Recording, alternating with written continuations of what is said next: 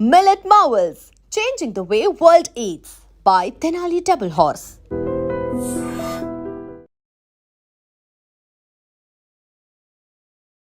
ప్రస్తుతం సహస్ర వాళ్ళ ఇంటి దగ్గరనే మనం ఉన్నాం అండ్ మెట్లు ఎక్కుతున్నాం. యాక్చువల్లీ ఈ పోర్షన్ లో ఏముంది, అట్లాగే ఈ పోర్షన్ లో ఇంకా కూడా క్లూస్ కలెక్ట్ చేసుకోవడానికని క్లూస్ టీమ్ ఆల్రెడీ ఎంటర్ అయింది. ఇది సెకండ్ ఫ్లోర్. సో ఈ సెకండ్ ఫ్లోర్ లో ఉన్నటువంటి వ్యక్తి మీదనే అనుమానం వ్యక్తం చేసిర్రు. యాక్చువల్లీ ఇక్కడ ఏమైతుంది ఏంది ఒకసారి అడిగే ప్రయత్నం చేద్దాం. అమ్మా, మేము రెంట్ కొన్నాం కదమ్మా, రెంట్ కొన్నాం కాబట్టి ఆయన ఇంట్లో ఉన్నాడు కాబట్టి ఆయన చేసిండే తీసుకెళ్లిపోతారు. ఆయన పేరు మొత్తం వేశారు.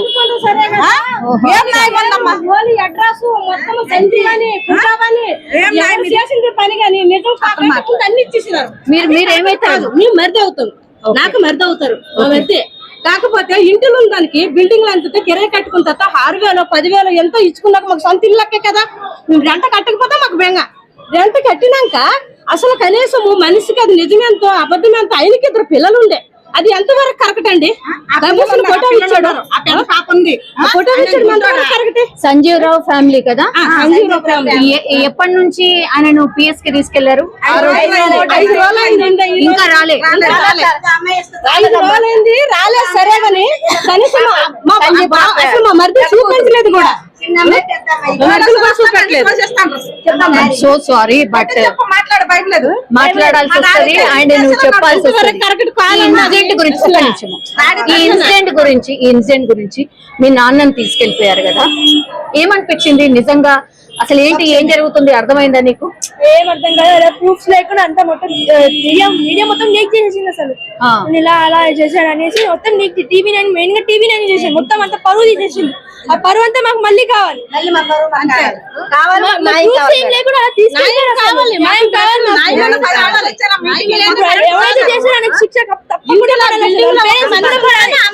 కాదమ్మా, ఇప్పుడు సాయి అనే వ్యక్తి దొరికాడు కదా, అంటే నువ్వు ఏ క్లాస్ చదువుతున్నావో నాకు తెలియదు. 8th క్లాస్ 10th క్లాస్ అబ్బాయి. ఐ థింక్ మీరు చూసే ఉంటారు కదా ఆయనని. చూసాను. ఇప్పుడు ఆ హత్య చేసింది ఆ బాబు అని అంటున్నారు. అంటే మీకు పరిచయం ఉండొచ్చు, నాకు తెలిసి. నేను ఎప్పుడు చూడలేదు కానీ కింద వాళ్ళ బాబు పైన శాస్త్రిని వాళ్ళ తమ్ముడు అన్న ఆడుకునేవాళ్ళు క్రికెట్ కలిసి. మొత్తం గల్లీ మొత్తం ఆడుకునేవాళ్ళు క్రికెట్. అప్పుడు చూసాను తప్ప ఇంకెప్పుడు మాట్లాడలేదు. నేను ఏం చేయలేదు. మీరు ఒక్కసారి తెలిసిన తర్వాత ఏమనిపించిందమ్మా ఈ అబ్బాయి ఇట్లా హత్య చేశాడు అన్నది?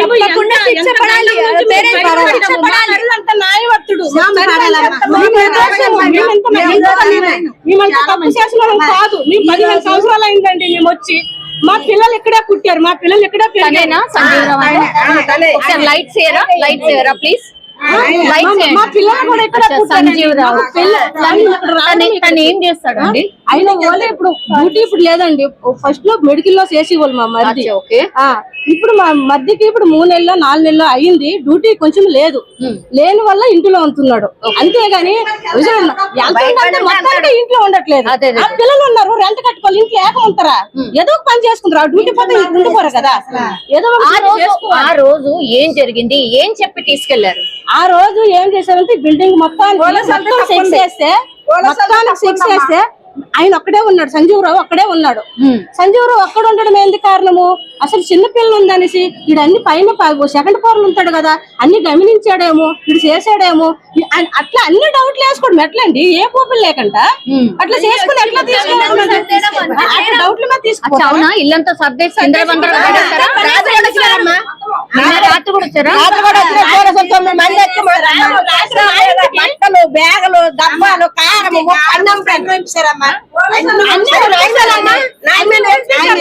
చెప్పండి అమ్మా. అట్లానే పంపిస్తాం సరేనండి. మా మరిది ఇల్లు మొత్తం గలీజ్ చేశారు సరే కానీ మా ఇంటికి కూడా వచ్చారు. మా ఇల్లు ఎక్కడ ఉంది? అటు దేవనగర్ అటు సైడ్ ఉంది, మాది సైడ్ ఉంది. మా సైడ్ మా ఇంటికి వచ్చి మా అబ్బాయికి వచ్చి మా అబ్బాయి బీటెక్ చదువుతాడు. మా అబ్బాయి ఫోన్ నెంబర్ మొత్తం చెక్ చేసి మా అబ్బాయిని అన్ని అడిగి మా అబ్బాయి బుక్కులు తిరిగేసి మా ఇంట్లో బట్టలు బీరువాలోనివి ఫ్రిడ్జ్ లోనివి సామాను మొత్తం పూజ. మీరు ఏం పూజ చేస్తారు? పట్టుకెళ్ళిపోయి పూజల చేసుకోమండి ఏదో ఇల్లంతా పూజ క్షుద్ర పూజలో ఏదో సంథింగ్ చేశారు అనేది కదా. అది ఎందుకు చేస్తారండి? ఇప్పుడు సంజీవ్ గారి వైఫ్ ఎవరండి?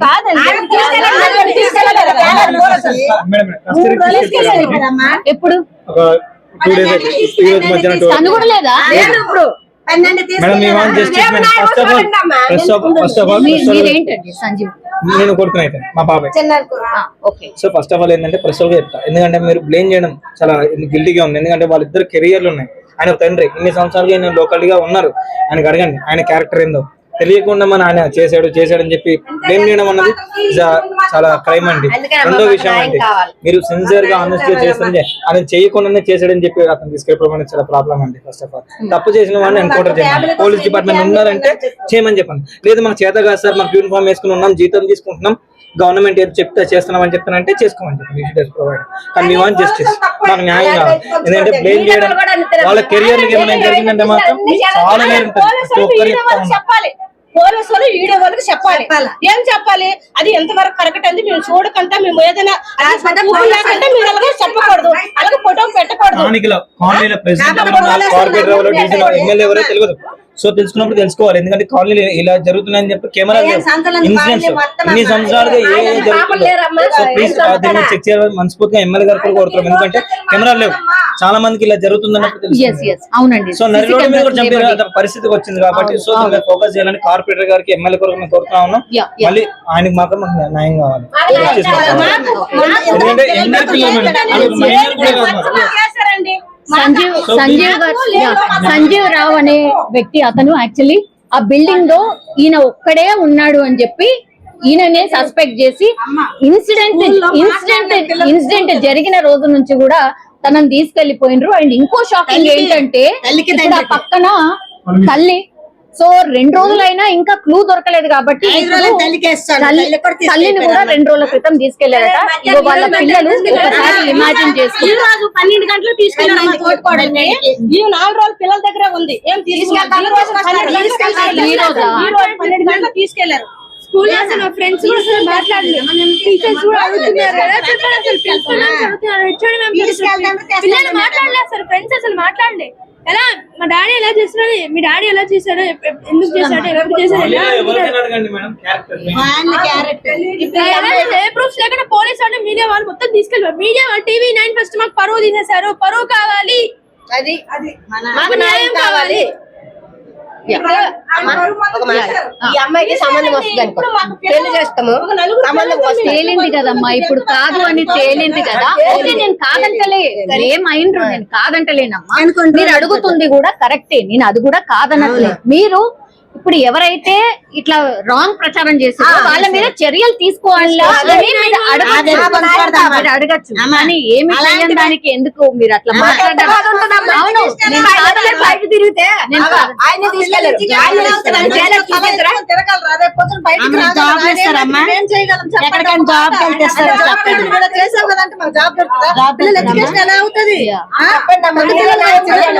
వాళ్ళ వైఫ్ కూడా చేస్తుంది. ఎలా చేస్తారు? మీ టీఆర్పీ రేట్ల కోసం మీరు ఇంక్రిమెంట్ చేయకూడదు. చెప్పండి. సో ఇది సిచ్యువేషన్. ఒక్కసారి ఇది సంజీవ్ రావు ఎక్కడైతే సోషల్ మీడియాలో ఆర్ అందరు ప్రచారం చేసిర్రో వాళ్ళ ఇల్లు ఇదే. ఒక్కసారి చూడండి. ఈ హౌస్ లో ఇన్సిడెంట్ జరిగింది అన్న తర్వాత ఒక్కసారి చూడండి, కంప్లీట్ గా గల్లీ అంతా కూడా బ్లాక్ అయిపోయింది. ఒక్కసారి చూడండి. సో ఇది సిచ్యువేషన్. ఒక్కసారి పైనకి వెళ్ళే ప్రయత్నం ఒకసారి చేద్దాం. క్లూస్ కి సంబంధించిన టీం మనం చూడొచ్చు. కంప్లీట్లీ క్లూస్ టీం ఇది. ఇక్కడే మొత్తం అంతా సేకరిస్తున్నారు. క్రైమ్ సీన్ ఆఫీసర్ సార్ ఏం ఫైండ్ అవుట్ చేశారు సార్? ఏం ఫైండ్ అవుట్ చేశారు సార్? సో ఒకసారి మీరు చూడొచ్చు కంప్లీట్లీ వీళ్ళు ఇది ఇల్లు. ఇప్పుడు ప్రస్తుతం అయితే లాక్ చేసినటువంటి సిచ్యువేషన్ అయితే కనిపిస్తోంది. ఒక్కసారి చూడండి. ఇది ఒకసారి చూడండి.